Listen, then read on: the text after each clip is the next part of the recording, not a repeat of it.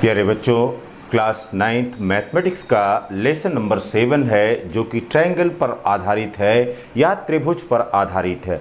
अब यहाँ पर देखिए कि इसके पहले वाले अध्याय में जो कि रेखा और कोण से संबंधित था, उसके लास्ट में हमने देखा था त्रिभुज के कोण युग, जो कोण के योग गुणधर्म थे उनके संबंध में चर्चा वहाँ पर किया था।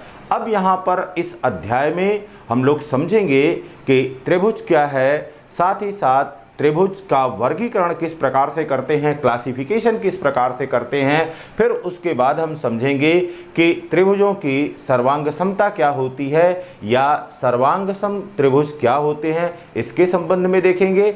इसके बाद हम देखेंगे कि त्रिभुज के सर्वांगसम होने की क्या कसौटियां हैं, what are the criteria for a triangle to be congruence. साथ ही साथ आगे हम देखेंगे कि उससे संबंधित जो भी प्रमेय हैं उन प्रमेय का अध्ययन करेंगे और साथ ही साथ त्रिभुजों के असमिका संबंधों के या inequality relationship in the triangle, उसकी यहाँ पर चर्चा करेंगे। अब यहाँ पर सबसे पहले देखिए कि हम त्रिभुज को समझते हैं कि त्रिभुज क्या है या ट्रायंगल क्या है। अब यहां पर देखिए बेटा, तीन भुजाओं से घिरी हुई एक समतल में स्थित तीन भुजाओं से घिरी हुई आकृति को हम त्रिभुज कहते हैं। तो यहां पर अब क्या बात निकल कर के आ रही है? पहली बात यहां से निकल कर के आ रही है कि यहां पर क्या होना चाहिए, तीन भुजाएं होनी चाहिए और साथ ही साथ यह आकृति किस प्रकार से होनी चाहिए, यह बंद आकृति होनी चाहिए, यह क्लोज शेप में होनी चाहिए। तो दो बातें होनी चाहिए। जब हम त्रिभुज की बात कर रहे हैं तो समतल में स्थित तीन रेखाएं यदि बंद आकृति का निर्माण कर रही हैं तो इस प्रकार की बंद आकृति को हम त्रिभुज कहते हैं।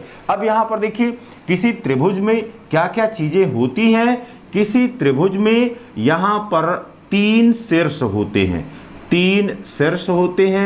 फिर साथ ही साथ इसमें तीन कोण होते हैं और यहाँ पर तीन भुजाएं होती हैं।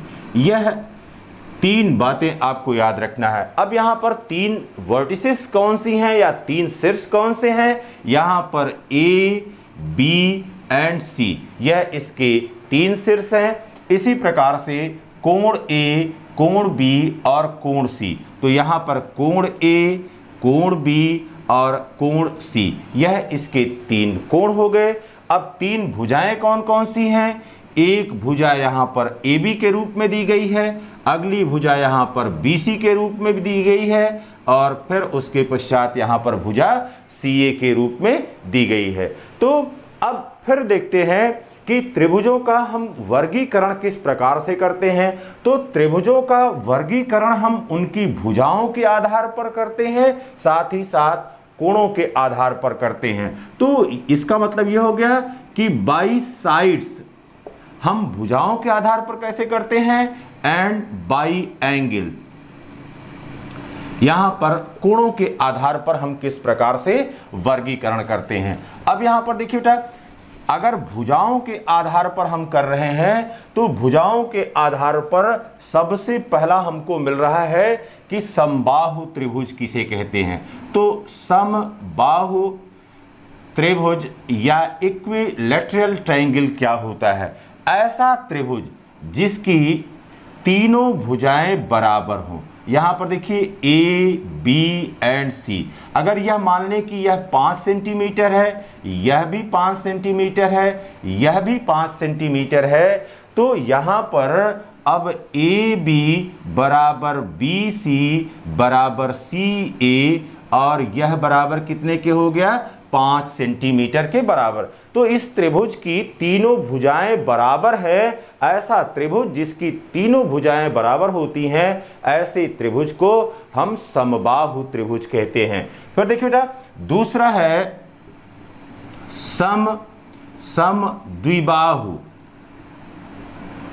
समद्विबाहु त्रिभुज। अब समद्विबाहु त्रिभुज किसे कहते हैं या आइसोसेलेस ट्रायंगल किसे कहते हैं? यहां पर देखिए, यदि एक ट्रायंगल हमने इस प्रकार से लिया और इसमें दो भुजाएं यहां पर बराबर हैं, यह भुजा और यह भुजा, यह ए बी और यह सी है। अब देखिए ए बी बराबर अगर यहां पर हमने ले लिया 4 सेंटीमीटर, ए सी बराबर भी यह 4 सेंटीमीटर है और यह बी सी बराबर 3 सेंटीमीटर है। तो इस त्रिभुज में आप देख रहे हैं कि इस त्रिभुज में दो भुजाएं बराबर हैं, ए बी बराबर ए सी और यह बराबर है 4 सेंटीमीटर के। तो ऐसा त्रिभुज जिसकी दो भुजाएं बराबर होती हैं, अब वह दो भुजाएं कोई भी हो सकती हैं, यह आवश्यक नहीं है कि आमने सामने की भुजा ही बराबर हो, यह कोई भी दो भुजा बराबर अगर हो जाएगी तो वह आइसोसेलेस ट्रायंगल के रूप में हो जाएगा या समद्विबाहु त्रिभुज के रूप में हो जाएगा। फिर तीसरा आता है यहां पर विषम बाहु त्रिभुज, विषम बाहु त्रिभुज। अब ये विषम बाहु त्रिभुज क्या होता है या स्केलेन ट्रायंगल क्या होता है? यहां पर देखिए, ऐसा त्रिभुज जिसकी तीनों भुजाएं अलग अलग माप की हैं। यहां पर देखिए ए बी और सी है, अगर यह 5 सेंटीमीटर है, यह 6 सेंटीमीटर है और यह 7 सेंटीमीटर है। अब यहां पर देखिए A B is not equal to B C is not equal to C A. क्यों? क्योंकि अलग अलग माप की भुजाएं यहां पर ली गई हैं, यहां पर 5 सेंटीमीटर, यहां पर 7 सेंटीमीटर, यहां पर 6 सेंटीमीटर। तो ऐसा त्रिभुज जिसकी तीनों भुजाएं अलग अलग माप की होती हैं, ऐसे त्रिभुज को हम विषम बाहु त्रिभुज कहते हैं। तो यह भुजाओं के आधार पर हो गया कि भुजाओं के आधार पर किस प्रकार से हम त्रिभुजों का वर्गीकरण करते हैं। इसी प्रकार से हम कोणों के आधार पर भी त्रिभुजों का वर्गीकरण कर सकते हैं या करते हैं। तो कोणों के आधार पर हम किस प्रकार से त्रिभुजों का वर्गीकरण करते हैं उसको देखिए। यहां पर सबसे पहले हम बात करेंगे कि कोणों के आधार पर वर्गीकरण अब किस प्रकार से होगा। कोणों के आधार पर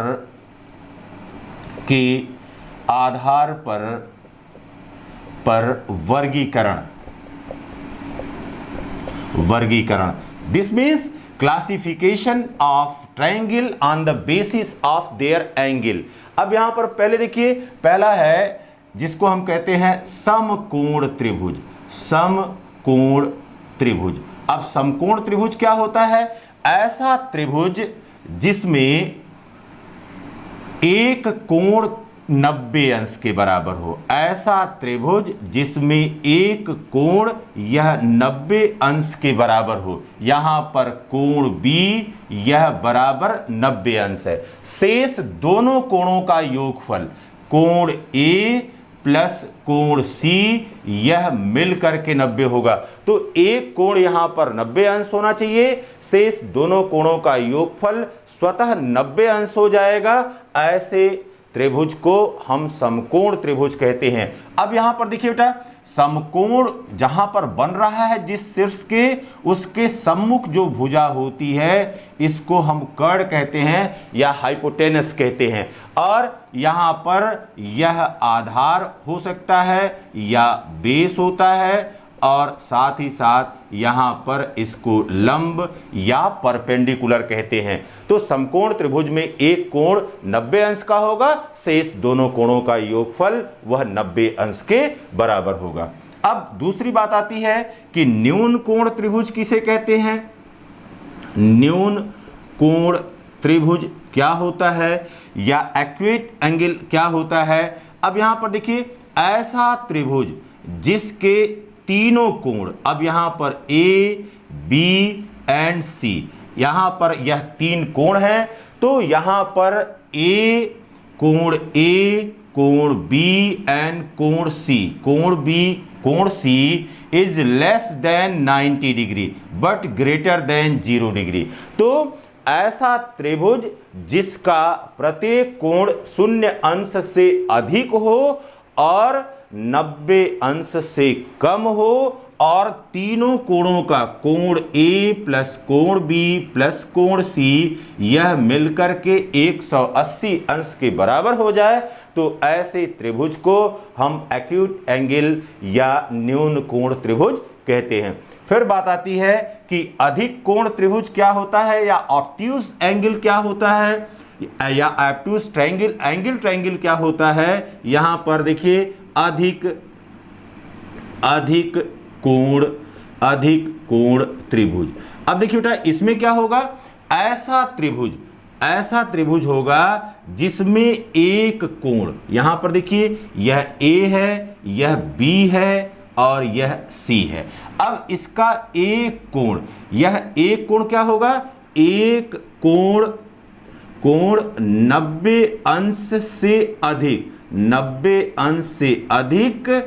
परंतु 180 अंश से कम होगा और ऐसे त्रिभुज को तब हम अधिक कोण त्रिभुज कहेंगे। यहां पर एंगल A है, एंगल B है, एंगल C है और एंगल B का मान यहां पर ग्रेटर देन 90 है बट लेस देन 180 डिग्री है। तो इस कोण का मान B का 90 अंश से अधिक परंतु 180 अंश से कम है। ऐसे त्रिभुज को हम अधिक कोण त्रिभुज कहते हैं। तो हमने सीख लिया कि हम कैसे त्रिभुजों का वर्गीकरण उनकी भुजाओं के आधार पर करते हैं, कैसे त्रिभुजों का वर्गीकरण उनके कोणों के आधार पर करते हैं। अब यहां पर देखिए बेटा किसी त्रिभुज का परिमाप क्या होता है, पेरीमीटर किसी त्रिभुज का क्या होता है। किसी त्रिभुज का पेरीमीटर यह तीनों भुजाओं के परिमाप, त्रिभुज का परिमाप,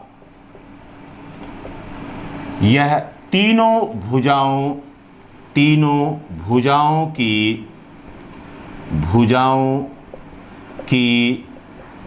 लंबाई के योगफल को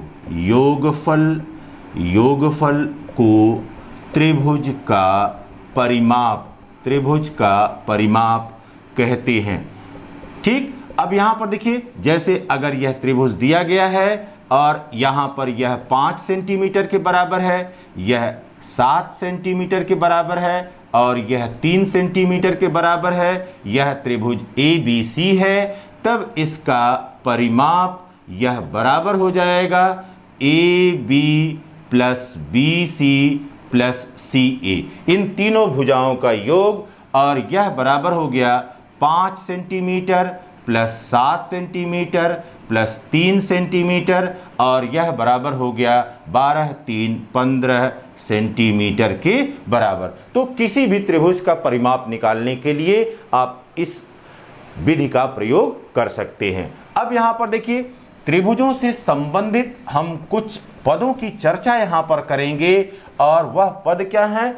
पहला आपको जानना है कि माध्यिका किसे कहते हैं, माध्यिका क्या होती है, इसके संबंध में यहां पर देखना है कि माध्यिका, क्योंकि ये टर्म अब आके आपको मिलेंगे जब भी त्रिभुज का डिस्कशन होगा तो इस तरह के पद आपको मिलेंगे, तो इन पदों की चर्चा यहां पर आवश्यक है। अब ये देखिए बेटा कोई त्रिभुज हमने लिया हुआ है, यह त्रिभुज हमारे पास है A, B और C।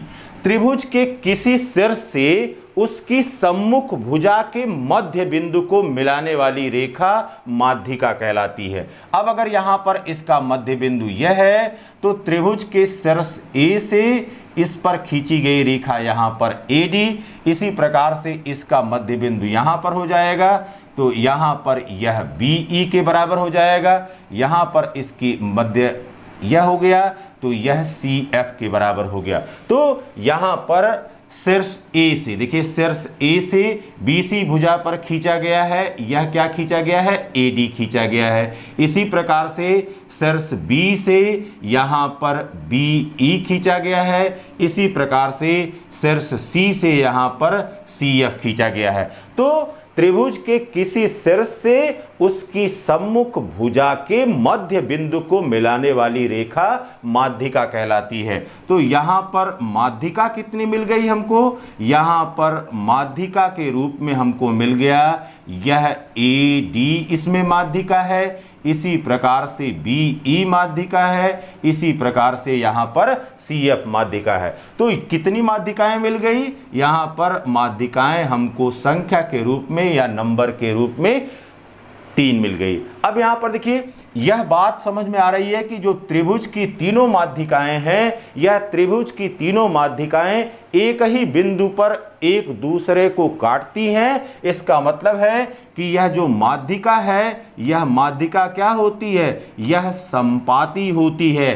तो यहाँ पर इसको G से रिप्रेजेंट करते हैं और इनका जो केंद्र है इसको G या इसको यहाँ पर केंद्रक कहते हैं। तो केंद्रक क्या होता है? तीनों माध्यिकाएं जिस बिंदु पर त्रिभुज में जिस स्थान पर एक दूसरे को काटती हैं, उस बिंदु को हम यहाँ पर केंद्रक के रूप में प्रदर्शित करते हैं। अब दूसरी बात आती है कि शीर्ष लंब क्या होता है? यहाँ पर शीर्ष लंब है, शीर्ष लंब है। अब ये देखिए बेटा, सारा कुछ इसी शब्दावली में निहित है किसी न किसी रूप में। शीर्ष से सम्मुख भुजा पर डाला गया लंब। अब यहाँ पर देखिए, अगर हमने त्रिभुज लिया हुआ है, यह त्रिभुज ABC है, यह त्रिभुज AB और C है, ठीक। अब यहाँ पर क्या करेंगे? शीर्ष A से उसकी सम्मुख भुजा पर डाला गया लंब। अब इसका मतलब यहाँ पर कोण कितने अंश के बराबर हो जाएगा? 90 अंश के। और यह कोण कितने अंश के बराबर हो जाएगा? 90 अंश के।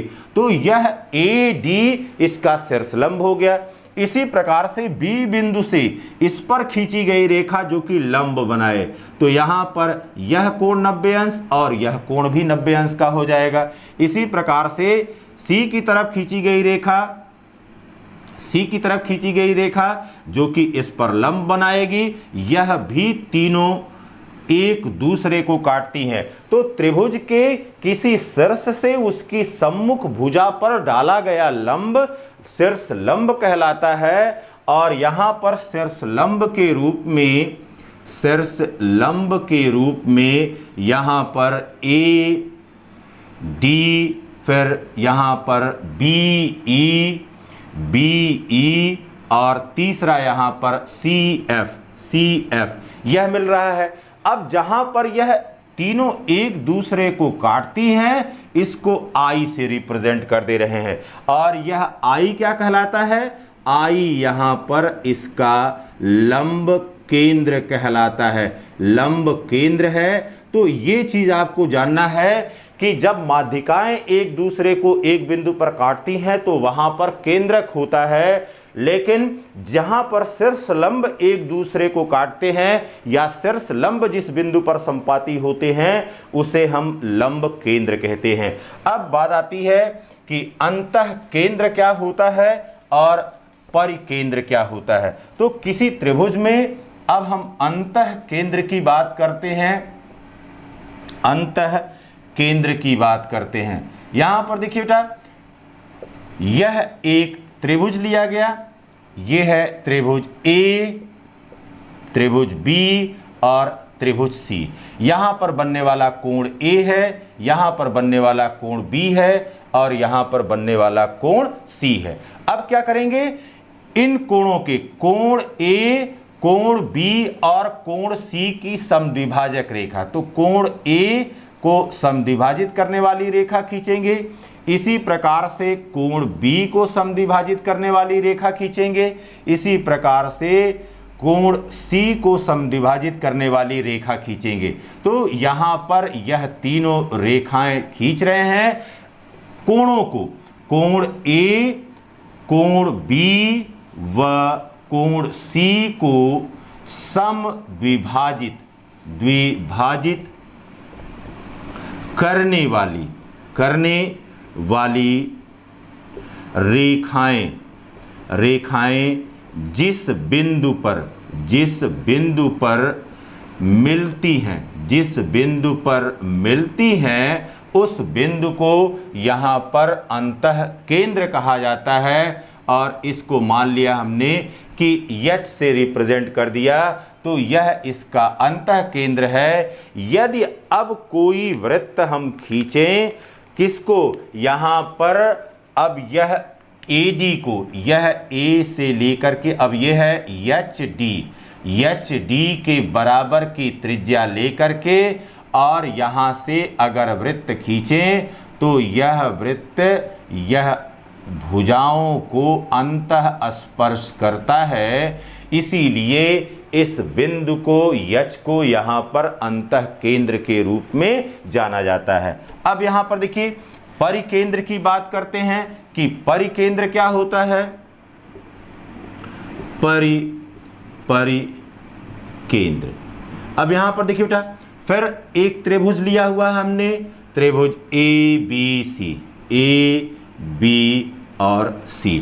तो त्रिभुज ABC लिया गया। अब जो भी भुजा यहाँ पर है, भुजा यहाँ पर AB है, BC है और CA, यह तीन भुजाएं हैं। इन तीन भुजाओं को लंब समद्विभाजक खींचा जाए, AB का लंब समद्विभाजक, BC का लंब समद्विभाजक और CA का लंब समद्विभाजक खींचा जाए।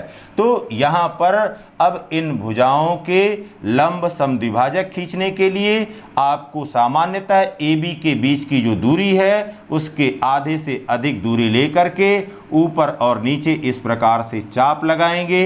इसी प्रकार से इस प्रक्रिया को करेंगे, यह हो गया। इसी प्रकार से इस C के लिए करेंगे। तो अब यह भुजा इसमें विभाजित हो गई। अब यहाँ पर इसके बराबर, यहाँ इसको मान लिया जाए कि यह C के या यह E के बराबर है। अगर यह बिंदु E है तो अब अगर कोई वृत्त खींचें तो यह त्रिज्या जो AE के बराबर त्रिज्या है, AE के बराबर की त्रिज्या, तो AE के बराबर की त्रिज्या लेकर के यदि कोई हमने वृत्त खींचा तो यह वृत्त इसके तीनों बिंदुओं से होकर के जाएगा, A बिंदु, B बिंदु और C बिंदु से होकर के जाएगा। तो हमने सीख लिया कि त्रिभुज किसे कहते हैं, त्रिभुजों का वर्गीकरण किस प्रकार से करते हैं, त्रिभुजों का परिमाप क्या होता है, साथ ही साथ माध्यिका क्या है, शीर्ष लंब क्या है, फिर अंतः केंद्र क्या है, परिकेंद्र क्या है, साथ ही साथ हमने केंद्रक के बारे में और लंब केंद्र के संबंध में चर्चा कर लिया। Have a nice day.